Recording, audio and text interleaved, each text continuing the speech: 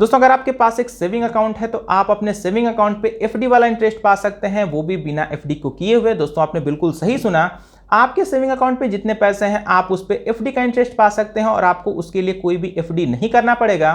सिर्फ आपको अपने अकाउंट में ऑटो स्वीप को इनेबल करा लेना है और उसके बाद आपके अकाउंट में जितने पैसे हैं उस पे आपको एफडी वाला इंटरेस्ट देखने को मिल जाएगा और आपको कुछ भी नहीं करना पड़ेगा। तो दोस्तों आज की इस वीडियो में हम लोग पूरा डिटेल में समझने वाले हैं कि आखिर ये ऑटो स्वीप क्या है, काम कैसे करता है, इसके क्या क्या बेनिफिट हैं। तो चलिए शुरू कर लेते हैं। दोस्तों आइए सबसे पहले हम लोग ये समझ लेते हैं कि आखिर ये जो ऑटो स्वीप है ये एफडी से कैसे डिफरेंट और बेटर है।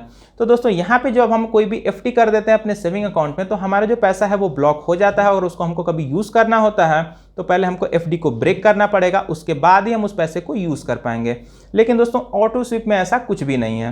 दोस्तों मान लीजिए कि आपके अकाउंट में 50,000 रुपए थे, अगर आपने सिर्फ नॉर्मल एफडी कर दी 25,000 रुपए की, तो दोस्तों अगर आप एटीएम से अपने पैसे निकालने जाएंगे तो सिर्फ और सिर्फ आप 25,000 रुपए ही निकाल पाएंगे। अगर आपको बाकी के 25,000 निकालना है तो पहले आपको एफडी को ब्रेक करना पड़ेगा, उसके बाद ही उसको आप निकाल पाएंगे।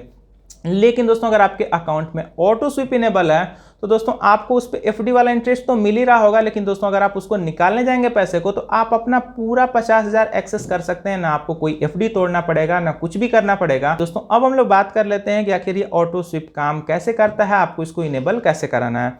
तो दोस्तों मान लीजिए कि आपको अपने अकाउंट में 5,000 का बैलेंस जो है वो मेंटेन करके चलना है। तो दोस्तों 5,000 के बाद जो भी 25,000 से ऊपर अमाउंट जाएगा वो पैसा ऑटोमेटिक स्वीप होके एफडी के फॉर्म में चला जाएगा और दोस्तों आपको उस पैसे पे एफडी का इंटरेस्ट देखने को मिलने लगेगा। और दोस्तों आप अपने पूरे अकाउंट में जितने भी पैसे हैं उसको आप इजीली एक्सेस कर सकते हैं। आप बिल्कुल आपका समझ के चलिए कि वो सेविंग अकाउंट की जैसे ही रहेगा, सिर्फ आपको एफडी वाला इंटरेस्ट उस पर देखने को मिलेगा। दोस्तों अब हम लोग बात कर लेते हैं कि आखिर आपको अपने अकाउंट में ऑटो स्वीप को कैसे इनेबल कराना है। दोस्तों हर बैंक ये फैसिलिटी प्रोवाइड करता है, तो आप बिल्कुल कंफ्यूज मत होइएगा कि ये बैंक देगा कि नहीं, ये बैंक देगा कि नहीं। हर बैंक आपको ऑटो स्वीप की फैसिलिटी प्रोवाइड कराता है। दोस्तों अब हम लोग ये समझ लेते हैं कि आपको इसको इनेबल कैसे कराना है।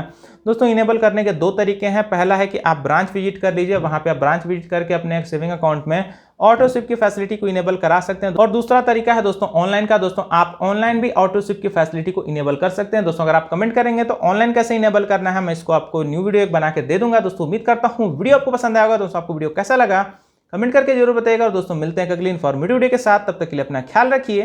Take care.